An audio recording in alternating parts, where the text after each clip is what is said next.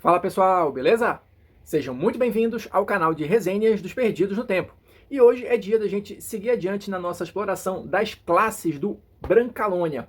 Cenário de RPG que usa as regras do D&D quinta edição, mas tem aquela inspiração, aquele diferencial da cultura italiana, do folclore, das lendas, enfim. A gente está aqui no canal pensando alguns pontos a respeito do livro para passar para vocês, mas quem está chegando agora não tem problema, não entre em pânico. Tem a nossa playlist aqui exclusiva com tudo que a gente já fez sobre o Brancalônia para você acompanhar com calma e depois seguir viagem junto com a gente. Quem está ligado no movimento, está inscrito aqui no canal e está acompanhando a série, sabe que a gente está focando aqui nas classes, né, que estão disponíveis para você montar o seu personagem no cenário de Brancalônia. Só lembrando, a gente está fazendo aqui, está abordando, né, duas classes a cada vídeo, tá? São 12 classes, então já estamos quase terminando. E assim, as classes que aparecem no livro do Brancalônia, elas têm que ser consideradas, em termos de regras, tá? Subclasses das originais, né, das classes padrão, vamos chamar dessa forma, que estão contidas lá no livro do jogador, beleza? O Brancalônia não é um livro de regras independente, você precisa pelo menos do livro do jogador para complementar as informações, ou seja, tudo que eu comentar aqui vai ser o que os autores entenderam como diferencial das classes para adaptá-las para o cenário e para a proposta de jogo do Brancalônia. Mas, por exemplo, tudo que eu não comentar aqui, quantos pontos de vida, progressão de nível, base attack bônus, esse tipo de coisa, tudo isso vocês vão pegar do livro do jogador, beleza? Aqui a gente vai focar só no que é diferente, partindo como base do padrão estabelecido no livro do jogador. Então vamos lá, pessoal. A primeira classe que a gente vai ver hoje aqui são os brigantes. Os brigantes, na verdade, vão ser o equivalente aos ladinos aqui no cenário, tá? Sendo que os brigantes, conforme eu falei, né, nesse raciocínio de serem subclasses, né, do padrão, eles vão ser considerados aqui um novo arquétipo de ladino. Mas o que o livro vai trazer de informações mais concretas a respeito dessa classe? Olha aí que eu vou ler um trechinho para vocês. Em um mundo em guerra constante e rivalidade entre a realeza, a nobreza, cavaleiros e plebeus famintos, o salteador é por vezes visto como o verdadeiro campeão do povo contra coletores de impostos, fiscais, mestres burgueses e burocratas. Embora brigantes sejam inegavelmente bandidos, ladrões e rufiões, estes patifes são frequentemente muito melhores para os camponeses do que seus lordes e senhoras, que tradicionalmente vivem em suas costas como parasitas. Então aqui a gente já tem aquela primeira informação básica, né, pra gente ter ir criando uma ideia, né, a respeito da classe, de que os ladinos aqui é aquele ladrão de estrada, é aquele negócio meio Robin Hood ali, que rouba dos ricos, talvez não dê tudo pros pobres, mas assim, é considerado um mal menor, vamos dizer assim, né. Seguindo adiante, mais algumas informações aqui. Através do reino deve haver no mínimo 101 companhias de salteadores. Dentre elas, as menores podem ser tão pequenas quanto um mero trio de desesperados nas costas de um burro, e as mais organizadas são tão grandes e ramificadas como pequenos exércitos ou companhias mercenárias, e capazes de manter distritos inteiros sob o seu controle. O número daqueles que reclamam o título de reis ou rainhas dos salteadores é incalculável, tanto que essa honra infame é frequentemente referenciada como a coroa de cobre. Ou seja, trocando em miúdos aqui, o que a gente pode imaginar já a respeito dos ladinos, ou melhor dizendo, dos brigantes? Aquele ladrão de estrada, aquele grupo de salteadores que pode ser maior ou menor dependendo de como você organize aí a sua campanha. E aquele lance, né, como ele fala aqui no final, do rei ou da rainha dos ladrões, né? A gente já viu isso em vários filmes e tudo mais. Então é um título que quase todo mundo reivindica para si próprio, por isso ele é conhecido como a coroa de cobre. Agora o que eu acho interessante de comentar aqui também é o seguinte: não que todos os personagens do jogo precisem ser brigantes, mas essa questão dos grupos, né, das companhias, é algo que o livro explora em outros capítulos no seguinte sentido. Os personagens conjuntamente aqui no Brancalônia são conhecidos como canalhas. E eles, em tese, fazem parte de uma companhia, né, de aventureiros não, né, uma companhia de canalhas, uma companhia ali de bandidos de baixa categoria, alguma coisa assim. Então é importante você ter isso definido de alguma forma na sua aventura, tanto para saber se eles têm alguma hierarquia a seguir, se eles vão fazer os bicos, né, como o livro chama aqui, os trabalhos que eles fazem para tentar sobreviver, né, seja roubar alguém, seja explorar algum local ali, não muito perigoso, né, porque o mote aqui não é muito da aventura e sim da sobrevivência, né. Então você precisa definir essa questão. Eles fazem parte de uma companhia maior ou somente o grupo ali é uma companhia que está iniciando ali? Então isso aí é algo que eu acho pelo menos interessante de você definir no início para ver mais ou menos o direcionamento que a sua história vai levar, vai seguir. E claro, se tiver ladinos ou brigantes no meio, tanto melhor.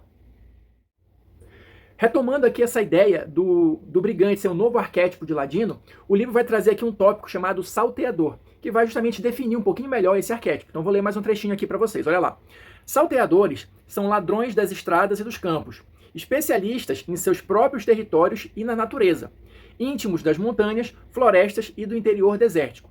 Como seus números e armas inferiores geralmente os põem em desvantagem contra guardas e guardiões de caravanas, se tornaram mestres em armadilhas e emboscadas e em rapidamente aparecer e desaparecer. Ou seja, é mesmo bem aquele arquétipo do bandido de estrada, né, do salteador, que vai organizar ali e de repente tentar extrair o máximo de vantagem possível por conhecer melhor o terreno, por ser capaz de armar algum tipo de armadilha, emboscada, alguma coisa nesse sentido. Seguindo adiante, para a gente comentar um pouquinho sobre as características, né, dos brigantes. Aliás, eu tinha até esquecido, deixa eu mostrar aqui um pouquinho do desenho, né? Aqui a gente tem um marionete, que é uma das raças aqui de Brancalônia, né? Já comentei num vídeo específico, um marionete brigante, beleza? Para a gente seguir adiante e falar das características, lembrando, aqui no Brancalônia os personagens são propositalmente menos poderosos, então eles evoluem em tese, né, em princípio, até o 6º nível. No caso específico dos brigantes, além das características normais que qualquer ladino vai adquirindo conforme vai subindo de nível, cujas regras estão lá no livro do jogador, aqui no Brancalônia a gente vai ter duas características que eles vão adquirir no 3º nível. A primeira delas é chamada aqui de brigandagem. Aliás, aqui só um parêntese rapidinho, eu acho que na hora de revisar que eles talvez não tenham chegado numa definição a respeito do termo, porque a gente tem aqui no livro brigandagem, mas aqui na tabelinha a gente tem salteagem. Enfim, acho que não chegaram num consenso do que seria utilizado, né? Acabou ficando essa tradução diferente aqui nos dois pontos do livro. Mas enfim, a brigandagem ou a salteagem vai conferir o que para o seu personagem em termos de sistema, em termos de regrinhas. No 3º nível, ele vai ganhar proficiência com as perícias natureza e sobrevivência. Lembrando aqui o que a gente acabou de comentar da questão deles serem mais voltados para a emboscada, para o conhecimento de terreno, para o ladrão de estrada, esse tipo de coisa. O que também vai se refletir na segunda característica que eles ganham, também no 3º nível, tá? Que é a arte da emboscada, né? O próprio nome já entrega que é nessa pegada mesmo dos brigantes serem especialistas em pegar os outros de surpresa. A ideia geral é essa. Tanto que a arte da emboscada vai conferir o que para eles? Vai dar a habilidade deles jogarem, né, a iniciativa com vantagem.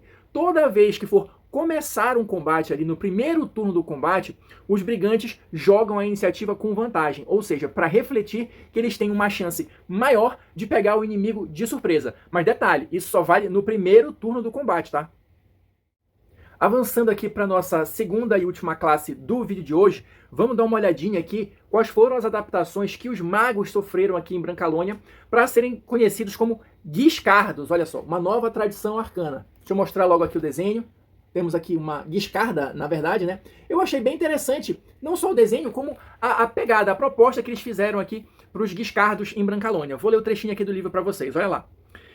Guiscardos são uma guilda fechada e exclusiva de golpistas e usuários de magia com ramos em várias nações ocasianas, cujo objetivo primário, se liga aí, é recuperar artefatos, relíquias e fragmentos de saber perdido para aumentar seu poder e conhecimento, ao mesmo tempo em que se tornam o colégio e seus membros individuais, o colégio e seus membros individuais mais poderosos. Depois do aprendizado, os guiscardos, nomeados pelo termo nortenho para mágico ou malandro, ou seja, guiscardo é uma palavra aqui no idioma nortenho deles aqui que significa tanto mago quanto malandro. Se liga aí porque isso é uma correlação importante. Então, depois do aprendizado, eles deixam a escola e viajam pelo reino, sozinhos ou em bandos, seguindo mapas e resolvendo enigmas, procurando tesouros e entradas para ruínas do passado, explorando masmorras e locais remotos, sempre em busca de poder ancestral e conhecimento esquecido. No reino, eles estão particularmente interessados em artefatos e tomos da era draconiana e com frequência são familiares com as línguas mais antigas. São familiarizados, né? Acho que aqui está um errinho na tradução. Familiarizados com as línguas mais antigas. Ou seja, aqui em Brancalônia, os magos ou guiscardos têm essa pegada meio de exploradores, né? No sentido de descobrir artefatos e conhecimentos perdidos. Essa era draconiana que o livro cita aqui é uma era do passado remoto ali, do cenário, né, e tal, que não se tem muitas informações, é como se fosse um tempo perdido da história, mas com uma promessa de muitos artefatos e conhecimentos inovadores. Então os guiscardos vão atrás desse tipo de informação primariamente. Mas é mais ou menos como se fossem aqueles sei lá, caçadores de relíquias, né? Ladrões de túmulos, esse tipo de coisa. A pegada inicial é mais ou menos essa. O livro traz também mais algumas informações aqui sobre a Guilda dos Guiscardos. Vamos dar uma olhada aqui. Os Guiscardos estão entre os mais famosos e celebrados magos do reino. Trapaceiros, charlatões, malandros das ruas, enganadores e caçadores de tesouros arcanos, olha aí. Em sua guilda, aprendem um misto de truques de ladinagem e magias. Por este motivo, são considerados canalhas excelentes e são muito procurados por bandos e companhias, bem como pela guarda, é claro. Ou seja, é aquela pegada mesmo que eu estava comentando com vocês, de ser alguém que ao mesmo tempo ali tem a manha da ladinagem, vamos colocar dessa forma, mas também tem algum nível de conhecimento arcano oculto, entende um pouquinho de magia. É mais ou menos aqui entre aspas, né, como se fosse ali um dual class, né, ou uma classe de prestígio, né, como tinha no D&D terceira edição, que mistura ali, né, o ladino com o mago, tá? A ideia é mais ou menos essa. Essa mistura entre mago e ladino também vai se refletir nas características que os Guiscardos ganham aqui no jogo, tá? Olha lá, no segundo nível ele vai ganhar aqui 3 características e no sexto nível ele vai ganhar mais uma. Então vamos dar uma passada por cada uma delas. A primeira que ele ganha no segundo nível é justamente, olha só o nome, Caçador de Tesouros. E o que isso vai refletir em termos de regras?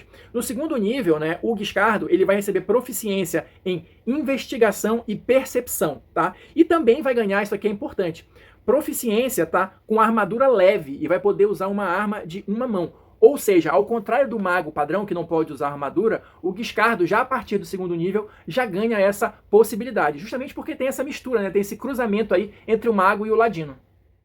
A próxima característica que os Guiscardos adquirem, também no segundo nível, é essa aqui, olha, especialista em itens mágicos. E o que isso vai conferir para ele em termos de regras? Olha só, toda vez que você fizer um teste de atributo relacionado a qualquer item ou dispositivo mágico, você é considerado proficiente na perícia necessária ali, tá? Ou seja, você vai adicionar o dobro do bônus de proficiência no teste, ao invés do bônus normal de proficiência. Isso para refletir a afinidade, o conhecimento acumulado, o estudo, vamos colocar assim, nessa área de atuação, né? Que são os itens mágicos e os dispositivos, né? De uma maneira geral. Então, Guiscardos tem essa vantagem ao lidar com esse tipo de situação. E a terceira e última característica que os Guiscardos ganham no segundo nível é essa aqui, olha, é a quinquilharia mágica. O próprio desenho, eu vou até mostrar de novo, que já dá uma ideia, né? Que ele está sempre rodeado de coisas, de quinquilharias e tal. Mas como é que isso vai funcionar aqui em termos de sistema? A quinquilharia mágica, na verdade, ela vai tentar representar essa característica do Guiscardo ser sempre um explorador e ao longo do tempo ele ir acumulando, né? Seja através do estudo, seja através da exploração de locais esquecidos, um grande número de itens mágicos. Mas calma, cuidado. Aqui no Brancalônia existe algo chamado item de qualidade inferior, que também vai servir para os itens mágicos, tá? Que talvez não seja exatamente essa correlação, mas só para dar uma ideia, essa grande quantidade de itens mágicos que o Guiscardo geralmente carrega, que eu acabei de comentar aqui com vocês, na verdade são itens defeituosos, quebrados, com alguma coisa ali fora do prumo, vamos chamar dessa forma, tá? Mas, ainda assim, muito embora ele não seja um arsenal de itens mágicos, né? Esses itens, mesmo quebrados, eles podem servir como foco de conjuração. Essa é a vantagem que a característica dá. E além disso, dentre todas essas quinquilharias que ele vai carregar, o Guiscardo começa o jogo com um item mágico incomum. Mas na frente aqui no livro tem uma lista, né, com esses itens. Então o jogador pode escolher a partir dessa lista qual é o item mágico incomum que o Guiscardo já começa o jogo. E fechando aqui as características, né, dos Guiscardos, no sexto nível ele vai adquirir aqui, olha, a Mestre da Extravaganza. Só lembrando aqui, né, a Extravaganza é como é conhecida aqui no cenário a magia, né, a força mágica. E o que vai significar ele ser Mestre da Extravaganza? A partir do sexto nível, você pode sintonizar-se a 4 itens mágicos em vez de 3. Você também ignora qualquer pré-requisito de sintonização de um item mágico. De novo, para simbolizar ali a afinidade que o Guiscardo tem com esse tipo de item. Então é isso, pessoal. Por hoje é só. Fechamos mais um vídeo aqui sobre as classes de Brancalônia. Quem quiser continuar com a gente, já se inscreve aí no canal, ativa o sininho. No próximo vídeo a gente vai explorar as 2 classes que estão faltando aqui do cenário, então se liga aí. Quem assistiu o vídeo até agora, muito obrigado. Deixa seu like, seu comentário pra gente continuar trocando ideias e a gente se vê na próxima resenha.